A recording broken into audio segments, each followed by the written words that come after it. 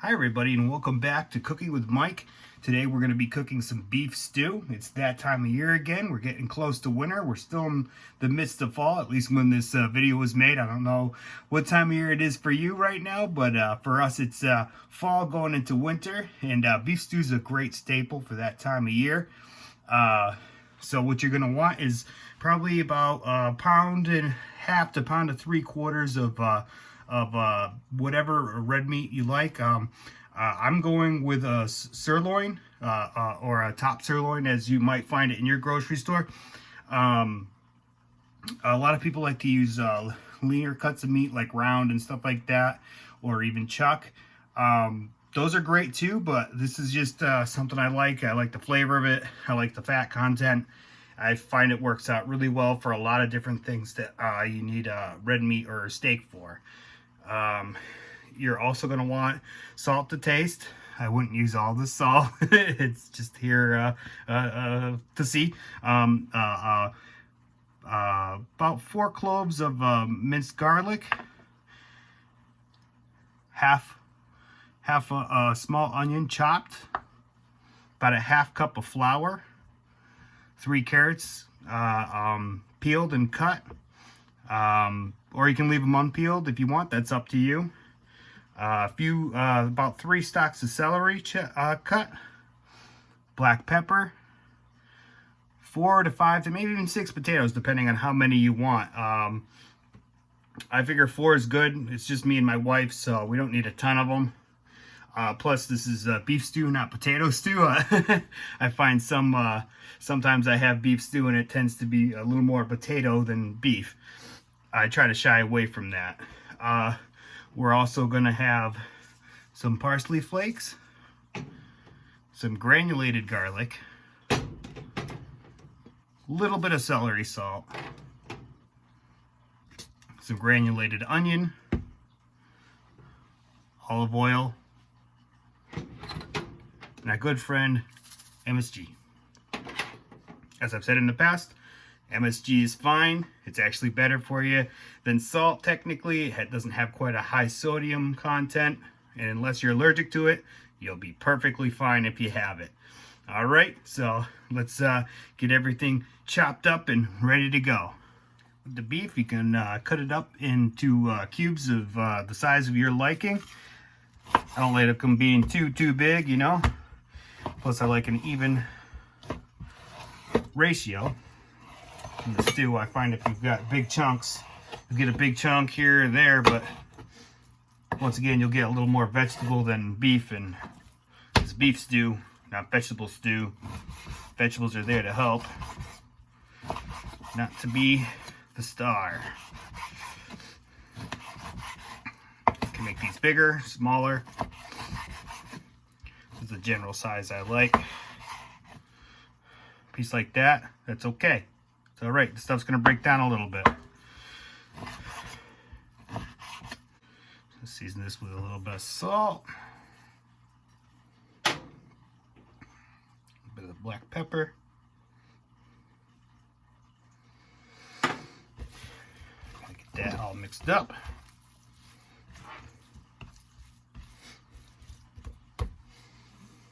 Put that to the side.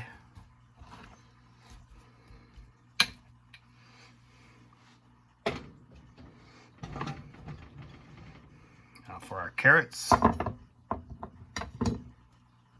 Celery was trying to get in there. Carrots I try to add into the stew as soon as possible because they take a long time to cook. Seeing as this stew's probably only take about an hour and a half, it's okay to put the carrots in kind of early.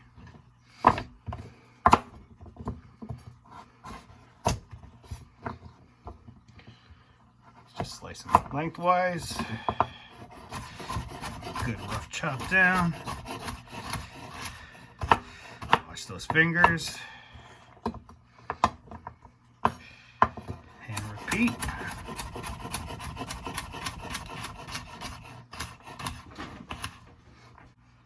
Now the celery we can add in pretty early too. It's going to be part of the aromatics or the mirepoix. Whatever it is you like to call it, whatever fancy word you got. There we go. Let's add that right in with the carrots.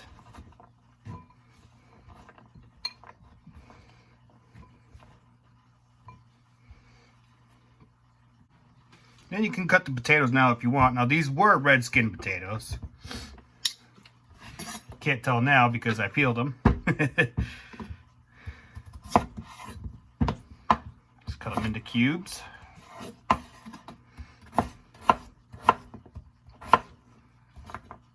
Or flat pieces, sections. Potatoes will probably go in last half hour of the cooking process. That way they can cook but not overcook and become mashed potatoes in your stew. Unless you like that kind of thing, then go ahead. There we go. Everything's set, ready to go. Let's get this show started. First we want to start with a layer of olive oil. Just a light bit in the bottom. Just put the heat up to about medium-high and just get it to a little bit of a sizzle before we add the beef. I do believe our oil has gotten up to temp. Now we want to add our beef. Now we're just going to be browning this for now.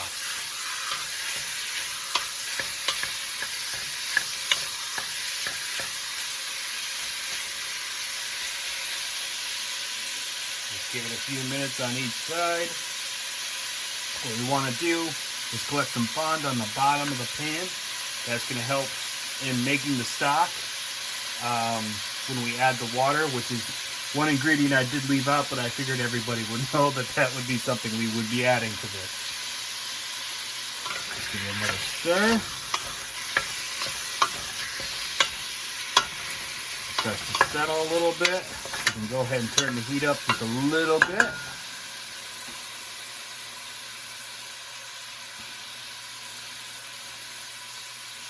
We don't want this to take forever for sure.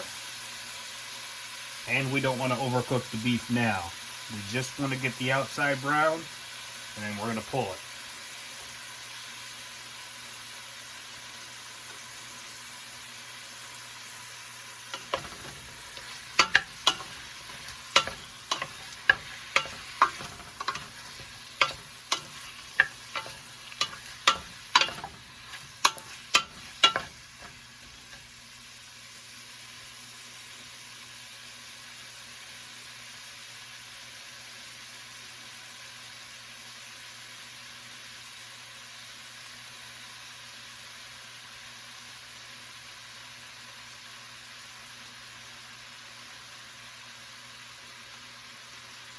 Alright, so our beef is at about the point that I wanted it to be, so we can start pulling it out of there.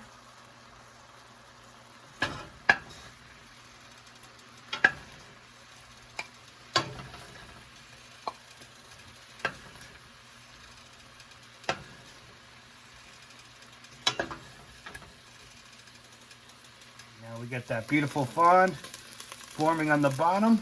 We're going to start with putting our mirepoix together. First we add the onions. Split those out a little bit.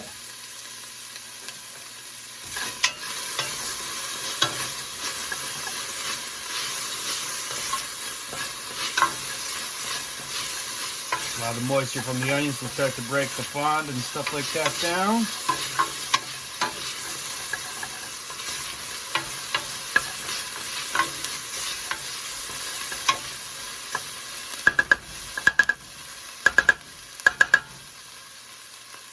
Now we can add the carrots and celery.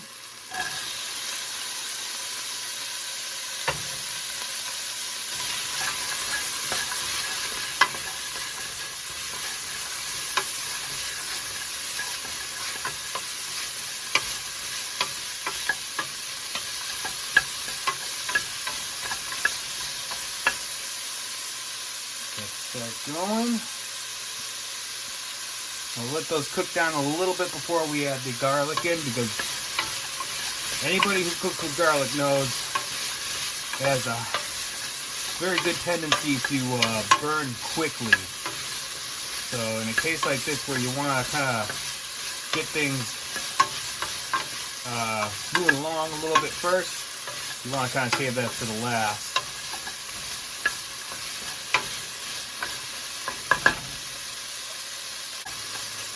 Alright, now we should be good to add the garlic in.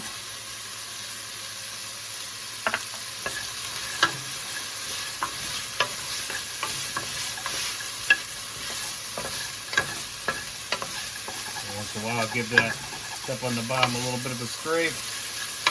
That'll get incorporated to everything. This is smelling awesome. Now that that's been going for a few minutes there, now we can add our flour. Flour will act as our thickening agent. But we don't want to just throw raw flour in during the later cooking process because it'll make dumplings and it'll also have that raw flour flavor that we really don't want. It will stick to the bottom a little bit. Once we add the water, that will change. Just keep it moving around. You don't want to burn the flour. You just want it to kind of cook a little bit in with the vegetables, soak in the flavor of that, so the mass gets flavor.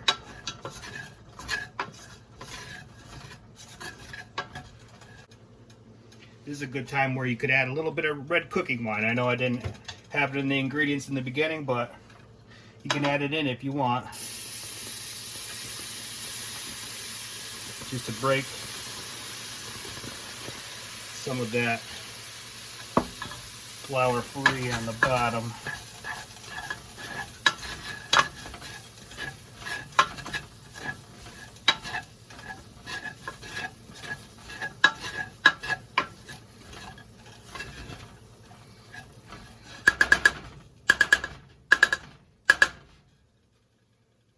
Now we can start adding our water.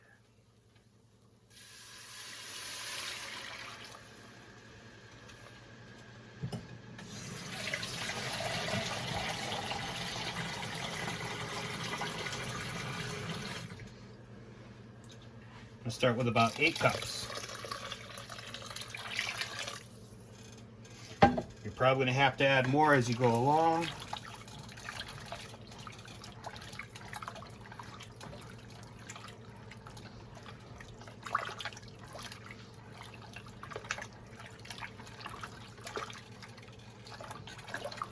Because it will reduce.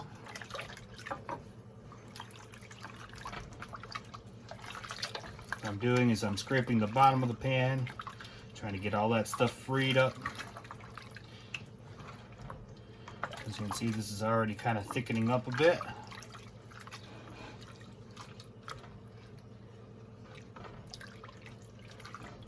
And it will thicken more over time as well. The longer it cooks, the more it reduces, the thicker it'll get.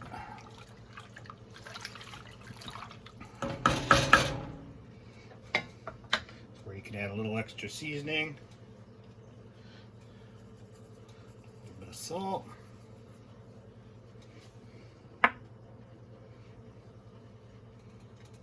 pepper,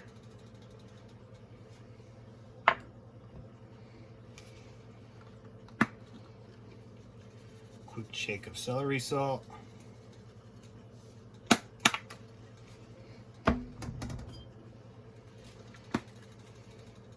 granulated garlic,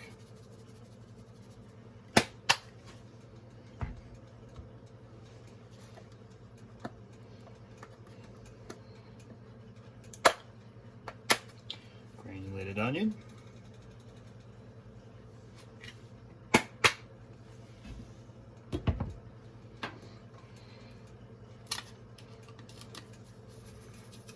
MSG,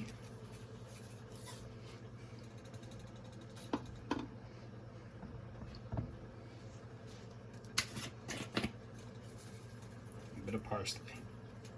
You can use fresh parsley if you want. I just didn't want to take the time to chop it up.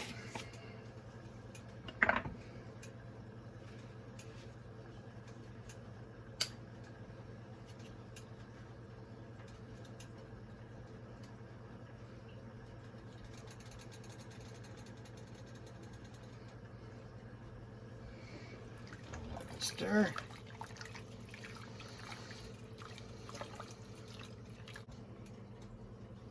And we'll add our beef in.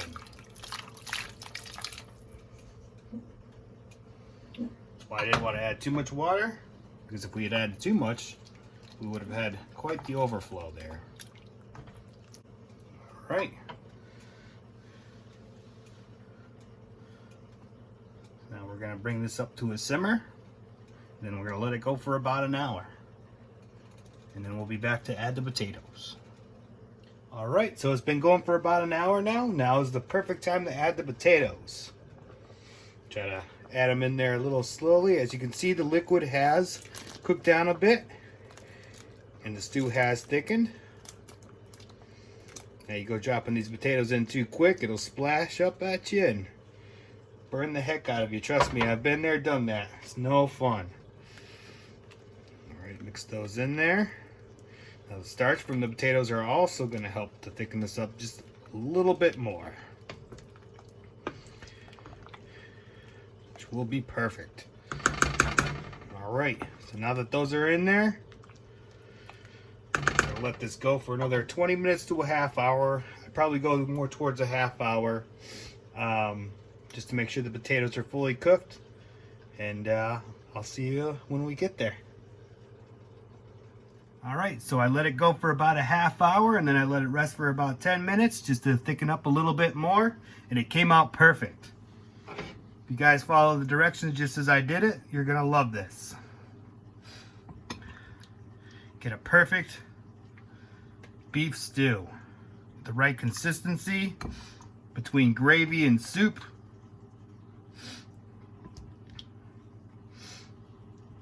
So you have to see your friends and your family. They're going to love you forever. It'd be perfect as a holiday starter. This smells great.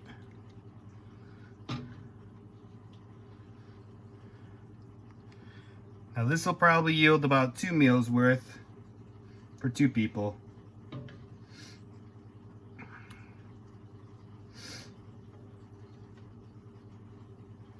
And there we go. There we have it.